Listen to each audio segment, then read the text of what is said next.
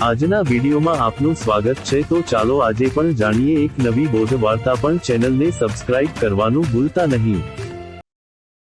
એક ભવ્ય મંદિરમાં દરરોજ સાંજે સોનાની આરતી ઉતારવામાં આવતી અને ભગવાનની મૂર્તિ સમક્ષ ઘીનો એક મોટો સુંદર દીવો પ્રગટાવવામાં આવતો।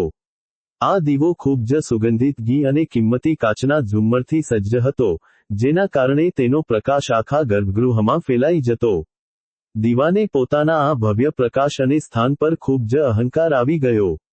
તે રોજ રાત્રે વિચારતો કે હું જ આખા મંદિરને અંધકારથી બચાવું છું। જો હું ન હોત તો ભગવાન પણ અંધારામાં હોત। મારી સુંદરતા અને પ્રકાશ આગળ આ દુનિયામાં કોઈની કોઈ કિંમત નથી। એક સવારે જ્યારે પૂજારીએ મંદિરના પટ ખોલ્યા, ત્યારે પૂર્વ દિશામાંથી સૂર્યનારાયણનો પ્રગતિશીલ અને ભવ્ય પ્રકાશ મંદિરની અંદર સુધી રેલાયો। સૂરજની એ દિવ્ય અને અખૂટ કિરણો સામે પેલા ઘીના દીવાનો પ્રકાશ એકદમ ઝાંખો પડી ગયો।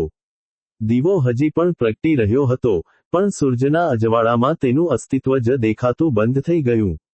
થોડીવારમાં પવનનો એક જોરદાર ઝાપટો આવ્યો અને દીવો બુઝાઈ ગયો।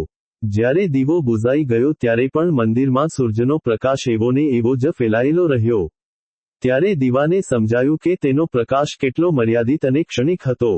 સૂરજે સ્મિત સાથે બુઝાયેલા દીવાને જોયો અને જીવનનું એક મોટું સત્ય સમજાવતા કહ્યું, બેટા, અહંકાર માણસના આંતરિક પ્રકાશને પણ બુઝાવી દે છે। તારું કામ મંદિરના નાના ખૂણાને અજવાળવાનું છે અને મારું કામ આખી સૃષ્ટિને ઉર્જા આપવાનું છે। કુદરતે દરેક વ્યક્તિને એક ચોક્કસ ક્ષમતા અને સ્થાન આપ્યું છે। ક્યારેય પોતાના નાના પદ કે પ્રગતિ પર અહંકાર ન કરવો જોઈએ, કારણ કે સમય આવ્યે મોટા મોટા સામ્રાજ્ય અને અહંકાર પણ કુદરતના એક જ ઝાપટામાં શાંત થઈ જાય છે। દીવાનો અહંકાર ઓગળી ગયો અને તેને સમજાયું કે સાચો પ્રકાશ બાહ્ય દેખાવમાં નહીં પણ નમ્રતામાં છે।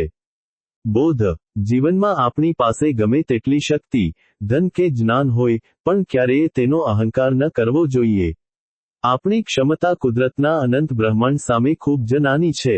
જે વ્યક્તિ પોતાની સફળતામાં પણ નમ્ર રહે છે, તેનો આંતરિક પ્રકાશ ક્યારેય બુઝાતો નથી।